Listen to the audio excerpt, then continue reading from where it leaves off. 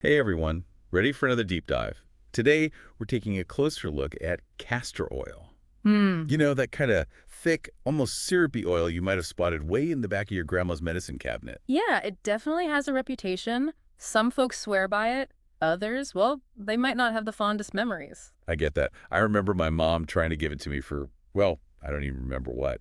But I do remember it wasn't pleasant. So what's the deal with castor oil?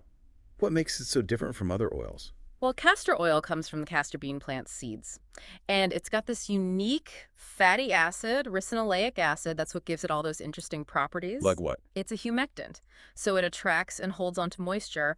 Plus, it can reduce inflammation too. Those are probably the big reasons why it's been used for like centuries in traditional medicine for skin stuff and even some health concerns. Ah, okay, so that explains why some people use it for dry skin or even things like eczema. Speaking of which, we actually got a bunch of questions from listeners about some of the potential benefits of castor oil. Oh, really? What kind of questions? A lot of them were inspired by this YouTube video from a lifestyle influencer who tried using castor oil for 60 days. She had some pretty bold claims about the results, so we thought it would be interesting to unpack those and see what the science actually says. Always good to separate fact from, well, internet hype. Anecdotal evidence can be a starting point, but we gotta look at the bigger picture. Exactly. So one of the first things this YouTuber noticed was her melasma fading. You know, those darker patches that can show up on the skin. She said it used to be on her forehead too, but faded on its own. So what's the deal with melasma? What causes it, and how's it usually treated? Melasma is super common, causes those dark patches, usually on the face. It's probably a combo of things: sun exposure, hormonal changes, sometimes even genetics. Treatments usually involve topical creams, or you might get procedures like chemical peels. So not exactly a quick fix then. Not really. And to be clear, castor oil isn't scientifically proven to treat melasma. It's possible that it's moisturizing and some say potential skin lightening properties might make things look a bit better, but we need way more research to say for sure. That makes sense. She also claimed that castor oil practically cleared up her eczema, which is a pretty strong statement. What's the science behind that? So eczema is a chronic thing, right? Causes that dry, itchy, inflamed skin. It's complicated different triggers for different people. Usually treatments focus on managing those symptoms and preventing Yeah, flare-ups. it's more about keeping it under control than like curing it, right? Exactly. And we know castor oil can reduce inflammation, but we need more research to compare it to those established treatments. Interesting. So it might help the inflammation part of eczema, but we can't definitively say it'll clear it up completely. Right. And it's always best to talk to a dermatologist if you're dealing with something like eczema. Get a proper diagnosis, the right treatment plan. That's key. Okay, good advice. This YouTuber didn't stop there, though. She used castor oil everywhere, even around her eyes. Claimed it reduced wrinkles, especially in that area. I'm a little skeptical about that one. What are your thoughts? Well, skin aging is natural, right? It's our genes, it's sun exposure, all sorts of things. Castor oil can make the skin look plumper and smoother for a bit because it holds onto moisture so well. But to say it actually reduces wrinkles, that's a stretch. It's probably way more complicated than that. Okay, so maybe not a wrinkle eraser, but it could help with hydration. Exactly. Hydration is super important for skin health. Okay, here's another one that I've heard before. Longer and thicker eyelashes. This YouTuber claimed to see that after using castor oil. Any truth to that? So many people online swear by castor oil for eyelash growth, but the science just isn't there. Eyelashes grow in cycles, and tons of things influence how they look: genetics, overall health, you name it. So it's not actually making new eyelashes grow, but it might condition them, make them look healthier. Kind of like a good conditioner for the hair on your head. It might make it look thicker, but it's not actually creating new hair follicles, right? Exactly. That's a perfect way to put it. She also said her dark under eye circles were less noticeable after using castor oil. What causes those anyway? A few things, actually. Genetics can play a role: thin skin, blood vessels showing through. Castor oil might temporarily plump up the skin there and make those shadows less obvious, but it's not going to be a permanent solution, especially if it's something like genetics. Right, so maybe some temporary improvement from the hydration, but it's not going to erase those dark circles completely. Exactly. Important to keep expectations realistic. And on that note, one thing she mentioned that might actually have some science behind it is less dry and itchy skin, especially during winter. Oh, I feel that one. Winter is brutal on my skin. How could castor oil help with that? Remember how we talked about castor oil being a humectant? It pulls in moisture from the air and locks it into your skin. That can be a lifesaver when it's cold and dry out. So it's not a miracle cure, but it could be a nice addition to a winter skincare routine. Definitely. It's all about layering those hydrating elements. She even claimed to have fewer hangnails. Any connection there? Hangnails are usually from dry skin around the nail, so keeping that area moisturized can definitely help. But I wouldn't say castor oil is the only solution. Your overall health, what you eat, those things matter too. So castor oil might play a part, but it's probably not the whole story. Now, here's where things get interesting. She said using castor oil made her um, more regular, if you know what I mean. Ah, yes. Castor oil has a long history as a laxative. That's mostly because of the ricinoleic acid. When you take it orally, it stimulates those intestinal muscles and things, well, move along. So maybe not the best way to handle things if you're just looking for a bit more regularity. Probably not the first line of defense. And definitely talk to your doctor before using it that way. There can be side effects if you overdo it. Noted. Speaking of potential side effects, she also mentioned that she had stronger body odor and attributed that to, wait for it, detoxification caused by the castor oil. Is there any truth to that? Oh, that's a common myth. Our bodies are amazing at detoxing on their own. That's what our liver and kidneys do. Topical products, even castor oil, can't magically detox you. Body odor changes are probably from something else entirely. So maybe skip the castor oil massage before a big date, just in case. Probably a good idea. Okay, here's a surprising one. She said her sleep was better after using castor oil. Any connection there? It's pretty unlikely. Good sleep hygiene, relaxation techniques, those are what really make a difference. I doubt castor oil has any direct impact on sleep quality. So maybe she was just feeling more relaxed after her skincare routine. Could be. That self-care time can definitely be beneficial. Okay, now for the grand finale. She also started putting castor oil on her stretch marks and feet, hoping for similar improvements. What's the verdict on that? Stretch marks, they're a tough one. They happen when the skin stretches a lot, like during pregnancy. You get those little tears and scars in the middle layer of the skin. Some folks think castor oil helps, but it's mostly anecdotal evidence. It might make the skin feel smoother from the moisture, but it's not going to erase those stretch marks. And what about for the feet? Any special benefits there? Same idea, dry feet. Castor oil can help with that, but if Oh. you've got actual foot problems, talk to a podiatrist. Good point. Okay, buckle up, because here comes one of the most intriguing and maybe questionable claims. She said her night vision got way better after using castor oil. Whoa, that's a bold one. Night vision, that's complicated stuff. We've got these specialized cells in our eyes that handle it. As we age, our vision can change, but I haven't seen anything linking castor oil to better night vision. So maybe not the solution for night driving. Now, she mentioned she wasn't just using plain castor oil. She was mixing it with aloe vera gel, argan oil, and jojoba oil. Is that a good idea?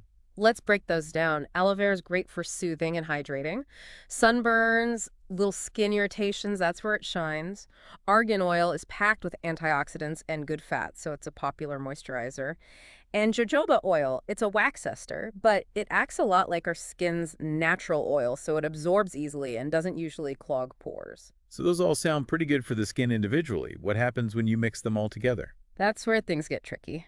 Individually, they're usually fine, but when you start mixing multiple products, you just don't know what's going to happen. Could irritate your skin, could even trigger an allergic reaction. So maybe keep it simple. And if you're thinking of making your own concoctions, check with a dermatologist first, right? Absolutely, especially if you have sensitive skin. Better to be safe than sorry. Well, I think we've covered a lot of ground on this YouTuber's castor oil experiment. What are your overall thoughts? It's fascinating how these personal experiments can spark so many observations. And even though a lot of her claims don't have scientific backing, it reminds us that everyone reacts differently to things. And just because she noticed those changes after using castor oil doesn't mean it was the only reason, right? Exactly. Correlation doesn't equal causation, as they say. We can't rule out potential benefits, especially when it comes to moisturizing, but it's super important to be critical of anecdotal evidence. Well said. Our listeners are getting a much clearer picture of castor oil and its potential. But stay tuned. We're going to dive deeper into the history of castor oil and all the research that's been done on it, so don't go anywhere. Welcome back to our castor oil deep dive. I'm ready to dig into the history of this oil. It's been around forever, right? I bet there's some interesting stories there. Oh, absolutely. Castor oil's got a long history, going back thousands of years, really stood the test of time, used in all sorts of cultures for all kinds of things. So tell me more. Where's it from originally, And what were some of those early uses? Castor oil. It's from the seeds of the castor bean plant. The scientific name's Ricinus communis. Originally, it's from tropical areas in Africa and Asia, Okay. but it's been grown all over the world for centuries, and people have found all sorts of uses for it. Like a global superstar in the plant world. You could say that. In ancient Egypt, castor oil was a real multitasker. Lighting lamps, treating skin problems, you name it. They even found it in tombs, so it must have been pretty important even for the afterlife. Wow, an afterlife essential. Yeah. That's impressive. What about other cultures? Did they use it in similar ways? In traditional Indian medicine, they call it Ayurveda. Castor oil is really highly regarded. They use it for constipation, skin issues, joint pain, a lot like in ancient Egypt. It's fascinating how different cultures found similar uses for it. It really shows you how powerful these traditional remedies can be. It's not just ancient history, though, right? People still use castor oil today in lots of different ways. Absolutely. You'll find castor oil in all kinds of modern products, cosmetics, soaps, even industrial stuff like lubricants and paints. That's right. We talked earlier about its unique chemical makeup. Is that what makes it so versatile? Exactly. Castor oil's got that high concentration of ricinoleic acid. That's what gives it all those interesting properties we were discussing. Humectant, meaning it pulls in moisture, plus those anti-inflammatory and antimicrobial effects. It's pretty remarkable how many different ways it can be used. Okay, so we know people have been using castor oil for a long time, and it's got a pretty impressive track record. But what about the science? Is there any research to back up these traditional uses and some of the claims we hear about it today? That's where things get a little more complicated. There's definitely scientific research on castor oil, but it's not as expensive as you might think. A lot of the studies are pretty limited, or they have some issues with how they were conducted. So we're still learning about its full potential. Precisely. But there are some interesting findings out there.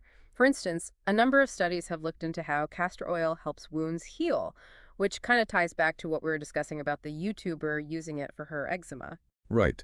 She said she saw improvements in her eczema after using castor oil. What does the research say about that? Well, there are studies that show castor oil can help wounds heal faster. It seems like it boosts collagen production, which is really important for skin repair, and it helps to reduce inflammation. It's thought that ricinoleic acid plays a big part in that. So it's possible that castor oil could help calm down that inflammation and help eczema heal, but we still need more research to be sure about how well it works. Exactly. And again, always best to talk to a dermatologist if you're dealing with eczema or any persistent skin condition. They can give you a proper diagnosis and make sure you're getting the right treatment. What about other claims related to skin? The YouTuber also mentioned that her melasma improved. Is there any research to back that up? There isn't much research specifically on castor oil for melasma.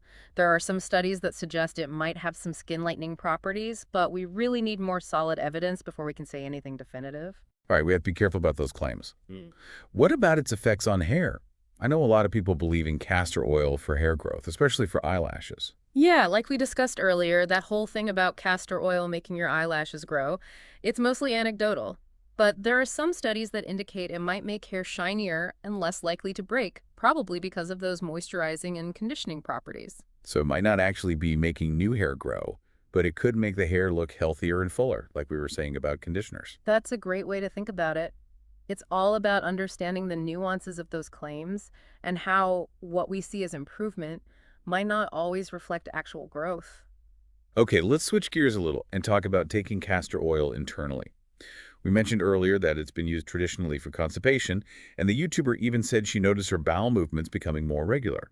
Is there any scientific evidence to support using it as a laxative? Oh, definitely. Castor oil's laxative effects are well documented. It's mainly because of that ricinoleic acid. When you swallow it, that fatty acid gets to work on your intestines, making those muscles contract and encouraging, well, bowel movements. So it's like giving your digestive system a little push. That's a good way to put it. But it's really important to use castor oil for this purpose carefully and always under the guidance of a healthcare professional. Right. We don't want anyone experimenting with DIY laxatives. Definitely not. Using castor oil too much or in the wrong way as a laxative can have side effects like dehydration and throwing your electrolytes out of whack. It's not something to play around with without talking to a doctor.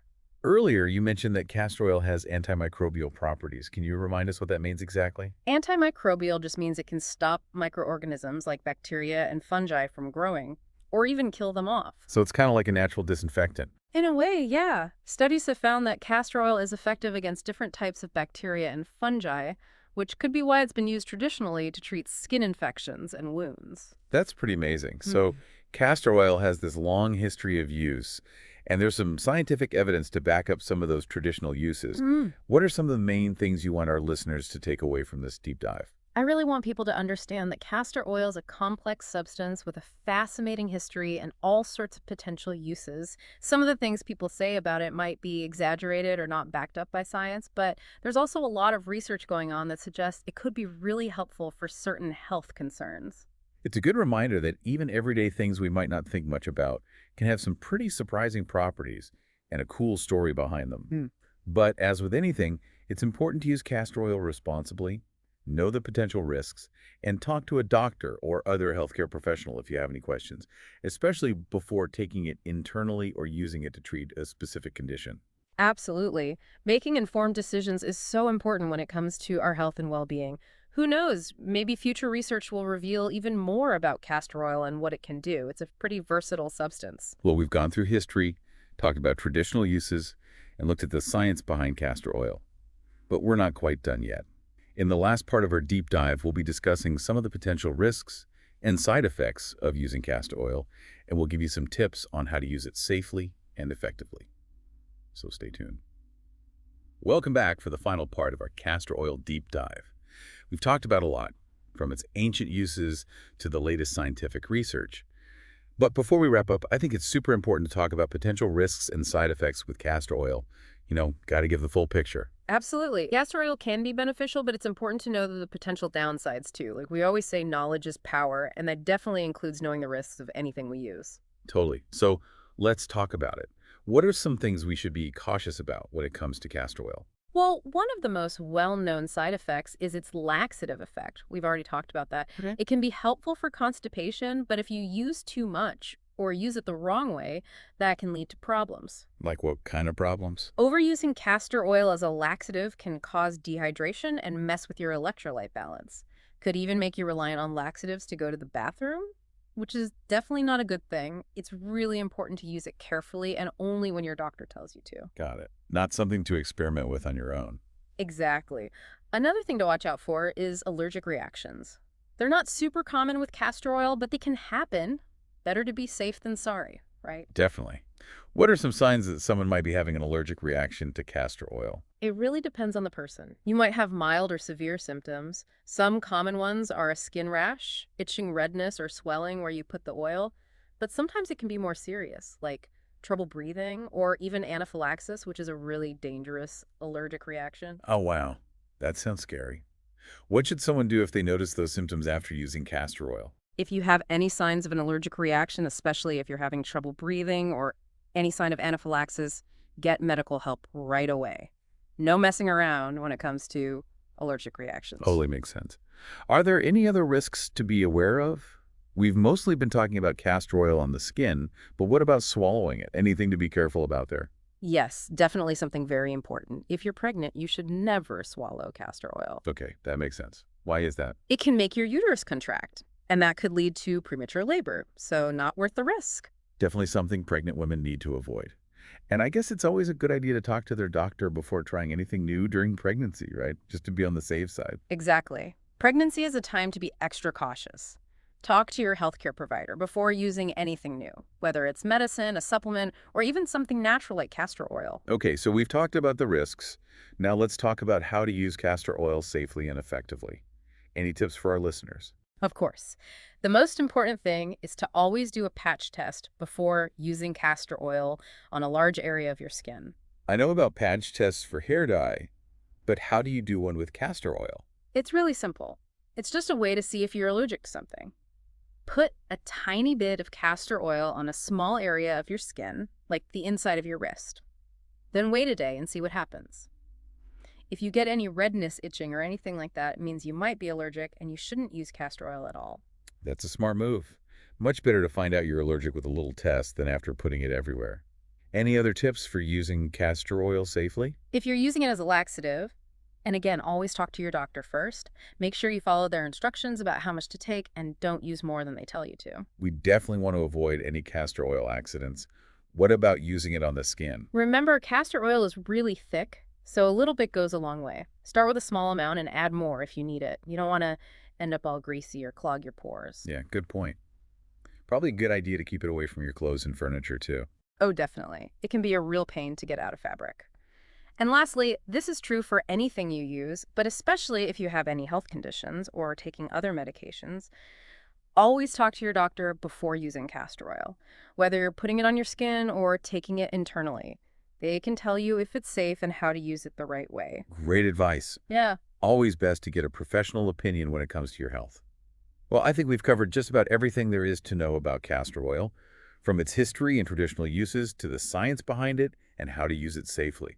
It's been a fascinating deep dive. It really has. And I think it just shows that even the simplest, most ordinary things can have incredible properties, a fascinating past, and so many potential uses that we might not even know about. So true. We hope you enjoyed our deep dive into the world of castor oil. Remember, knowledge is power, and the more we understand about the things we use, from old remedies to new discoveries, the better choices we can make for our health and well-being. And as always, stay curious, keep exploring, and never stop learning. There's a whole world of amazing things out there just waiting to be discovered. That's all for this episode of The Deep Dive. Thanks for joining us as we explored castor oil. We'll catch you next time for another exciting adventure in the world of knowledge.